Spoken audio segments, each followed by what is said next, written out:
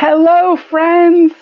I'm Heidi with Onigo Stamping, and welcome to my craft corner. I am so excited that you are here with me again tonight. This is, let me see, Sunday, Monday, Tuesday, Wednesday, Thursday, my fifth night live in a row. I've been going live every night this week to share with you awesome things from the new Sale-A-Bration brochure, stuff that you can get for free starting tomorrow. How exciting is that? I was looking to see, my Sale-A-Bration brochure has walked away, but so I can't show you the front of it, but tomorrow we'll take a peek at the inside too. So tonight I'm going to be using the Hippest Hippos stamp set. Hello, Carol, welcome. Just one last reminder that tonight is your very last opportunity to get one of the buy one, get one half off kits, or to get anything from the spring mini catalog. After tonight, it's over. So, but tomorrow starts Sale-A-Bration. So you get a little bad and a little good. All right. Hi, Karen. Welcome. I'm going to go ahead and flip my camera around so we can get started. Here is the Hippest Hippos stamp set, which I think is so adorable. It just came in the mail today. So my card is pretty simple. I will admit to you guys, I made a bad card.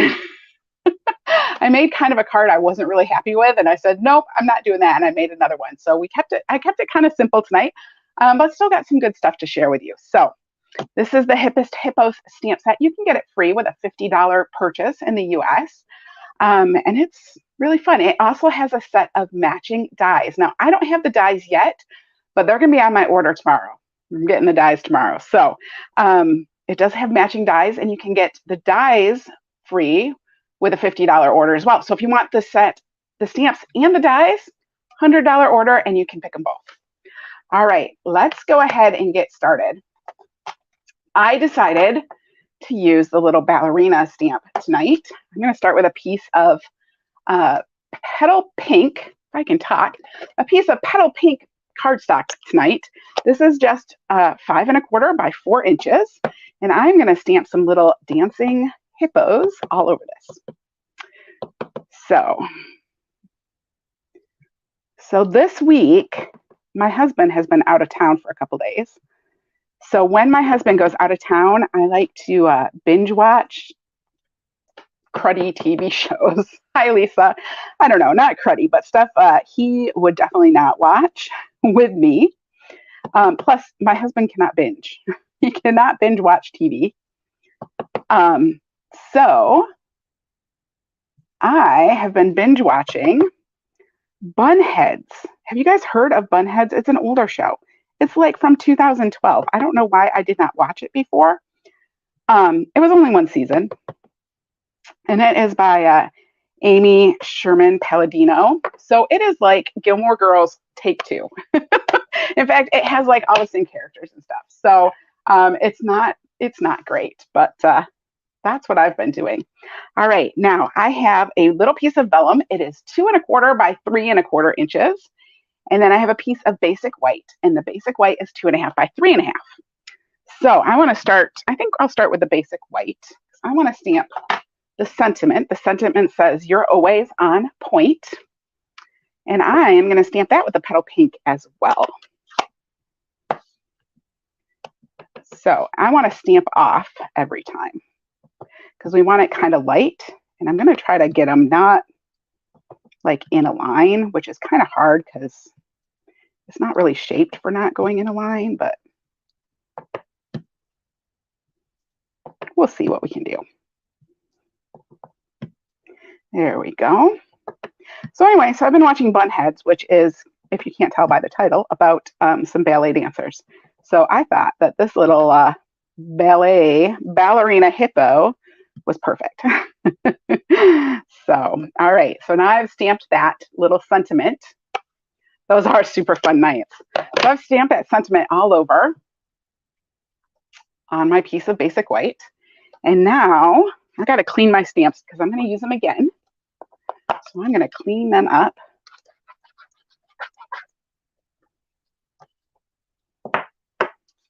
Just like this on my chamois. Sometimes after I clean my stamp, sometimes I turn my chamois over and I just push the stamp in a little bit more, just gets it even cleaner. Sometimes I feel like just rubbing it on the chamois, it doesn't get all the way down sometimes. All right, so I'm going to use some StazOn ink. Now, StazOn ink is a solvent-based ink. It is permanent, and that's why I like to use it on vellum, because sometimes, like the Memento ink, it doesn't dry very quickly on the vellum, and it tends to smear. So if you use the StazOn, it just works a little bit better on vellum. All right, so I inked up my adorable hippo dancer.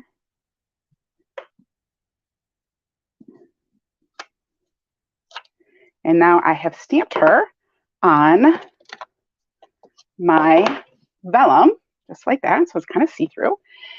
Now I want to color her in. If you guys know anything about Stampin' Blends, you know that you don't use Stampin' Blends with StazOn, right? You always use Stampin' Blends with Memento. But like I said, I wanted to use StazOn on the vellum because it dries better on the vellum. And I still want to color it with Stampin' Blends. So what I'm going to do is I'm going to turn over my vellum and I'm going to color it from the back. All right, so I'm starting with my dark petal pink. And it's not very dark on this vellum, but I'm going to go ahead and color in her little tutu and her shoes and her toenail or her fingernails and the bottoms of her ears. Those are all going to be petal pink. And now I have the dark gray granite, and I am going to color her body, the outside of her body, with the dark gray granite. And her legs, and her backside. I'm going to leave her tummy for a minute because I'm going to color that with a different color. There we go. And I'll color her head. I'm going to leave her, like, I don't know, what do you call that? A nose, a snout? The front part of her face. I guess her nose. I don't know, her mouth's on there too, though. I'm going to color that a different color too. So now I have my, you don't have to babysit your husband and sit with him and watch his not so good shows, or as I call them, stupid shows. That is very true. No, if we watch a show together, we generally pick it together. We really only watch shows we'll both agree on when we're together. So yeah, I don't watch his stupid shows or I don't sit and watch basketball or baseball with him. It's usually more what's going on. All right. So I'm just coloring her tummy and her nose with this dark So Saffron. And now, because this is vellum and it's super light, I'm going to come back again. Nostrils, maybe. I'm going to come back again and I'm going to color over this again with my blends just to try to get it a little bit darker. Kind of layer up the ink a little bit. So add it in all the spots again. And the dark gray granite. So anyway, yeah, my TV show, it's only a season long, which is really good because my husband's gone for 2 evenings and he's going to be back late tonight. So I'm on like the second to last episode. So I'm kind of hoping I can finish it before he gets home. And then we can go back to watching Stranger Things and I don't know what else. Ooh, Only Murders in the Building. Those are new too right now. All right, so I've colored all of her hippo part over. I'm coloring her belly again with the dark So Saffron. Now, vellum is see-through, right? Like that's what vellum is. It's meant to be. It is see-through, which means that when you put adhesive on it, you have to be very, very careful because if I just put like some dimensionals on there or I just put like a strip of snail or anything like that, or seal, I should say, when I put this on my paper, it would show through, all right? So you wanna make sure that whatever adhesive you use, it covers the whole piece completely. Now, usually I just use some multi-purpose glue and I take a sponge and I sponge it out. But tonight I decided to try some adhesive sheets. So I cut my adhesive sheet the exact same size, this is the scary part right here, is trying to get these straight. So let's see if I can do it. So, because I cut it the exact same size, I'm going to try to get it on here straight, which I missed. Hopefully it fixes itself. And we'll put the second half on too.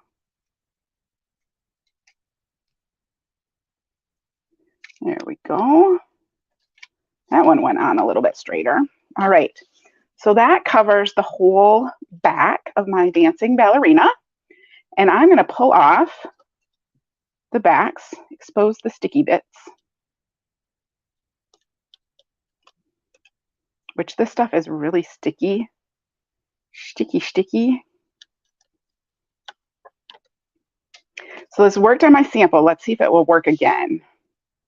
So I was a little bit hesitant because I was like, well, maybe it gets all globbity gloopity and then you see the globby gloops. But that seems to have worked pretty well again. So there we go. I just adhered my dancing ballerina to my piece of basic white that I had stamped on. So that stamping just barely shows through, but it kind of gives it a little bit something extra back there. Now I have a piece of 8.5 by 5.5 petal pink cardstock, and I'm just going to fold this in half. I scored it at 4 1/4. Take my bone folder and give it a good crease. I'll flip that over. Now I'm going to adhere my stamped ballerinas to the front of this. Do you guys want to see my ugly card? I didn't know, I couldn't decide if I should show it to you tonight because you'll probably be like, well, that's not so bad. Or sometimes my husband says to me, he goes, well, it's not your best work, but it's not that bad. But I wasn't very happy with it. So I don't know if you guys want to see it or not. You guys can let me know if you want to see the not so pretty ballerina. All right, and then I'm going to use my frayed white ribbon. If I can find my ribbon scissors, there they are. And we'll just cut this off. So just like that. Maybe I'll even fray up the ends a little bit more because it likes to do that. I'm going to put this on with glue dots. Yes, you want to see my ugly card? All right, we'll show it to you when I get done. I'm going to put this on with glue dots. I did try tear and tape with this at some point, and the tear and tape, what I found was that the backing, it just liked to pull the stick all back off.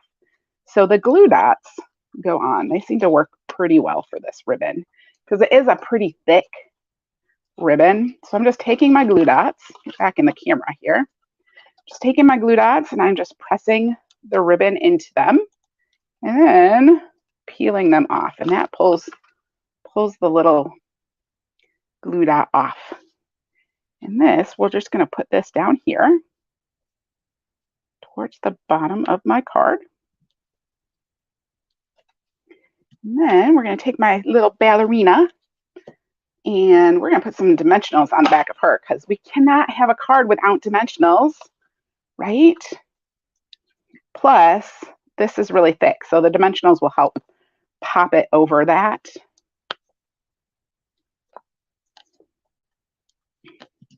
So there we go. We'll pull the backs off.